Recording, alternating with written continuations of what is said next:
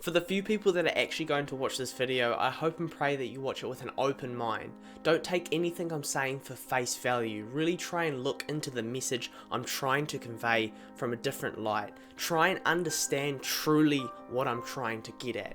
It may sound preachy, it may not make any sense, but try and see it as if you're just learning something for the first time.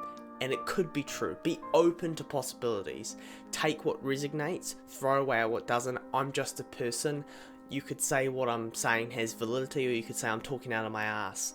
Just listen and see what resonates with you. You can be the master of your life, yet you dream a reality with borders and boundaries that limits your truest potential of reality. Holding on to familiar patterns and past negative beliefs that may have served you in the moment but does not serve you now makes you manifest a reality that limits you from seeing the true potential in this moment, that limits you from becoming the person you're meant to be because you're holding on to a past version of you that doesn't want to die. Just because something was doesn't mean something is or it has to be that way.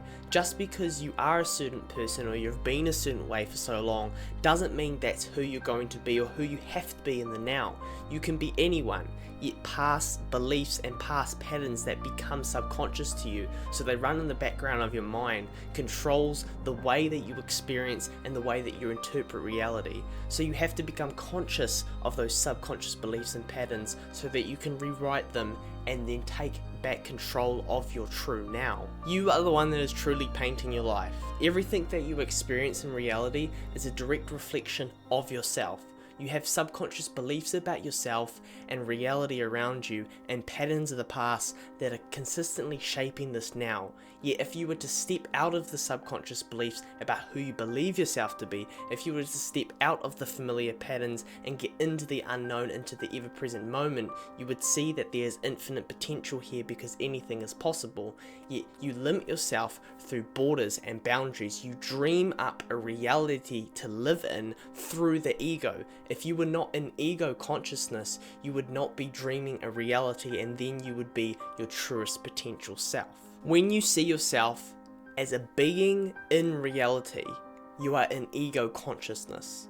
When you see yourself as reality inside of a being, you are in Christ consciousness. It is only when the ego truly drops away that the spirit in which you are and your highest potential is unlocked.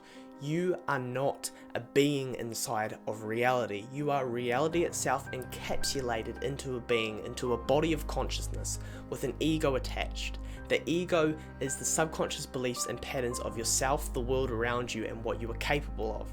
Yet you are not your ego. You are the spirit, the watcher that watches all. This ego is just a thought in the mind of God. Most people identify with the ego, so then they are limited into a box of their subconscious beliefs. Reality reflects back to you whatever you truly believe to be. And if you are identifying with your truest self, then you are reality itself, which then unlocks your truest potential. Your life is a painting. You are the painter, the will is your paintbrush, and the paint is your thoughts, feelings, actions, words, and subconscious beliefs. Everything is void of meaning until you give it meaning. That's because everything just is. But when you identify with an ego, you have a certain story about yourself and reality around you, so you create preferences and perceptions of certain things in the way you think and feel it should be. Art is subjective. When you look at it, there's no right or wrong way to see art, yet the certain ego, the certain person that looks at it, it makes them think and feel a different way. Don't get me wrong, the ego is an amazing tool. You shouldn't just completely kill it, yet you shouldn't identify with it to the point where that's who you believe you are. Because when you identify with it to that level, you get put in a box of limitations and believe that you are a separate self from reality, rather than reality encapsulated into a body. When you believe more in your past, when you believe more in the patterns of which you have been, it corrupts your possible future. When you believe more in your future than your now, that is when you get into the point of creation.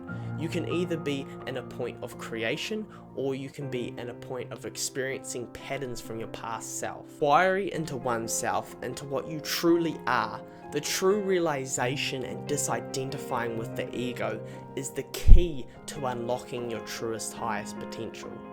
You are not an ego, that is a thought inside of your mind. Just as if when you are in a dream and you become lucid, when you become lucid, you are able to interact with the reality around you in a completely new way.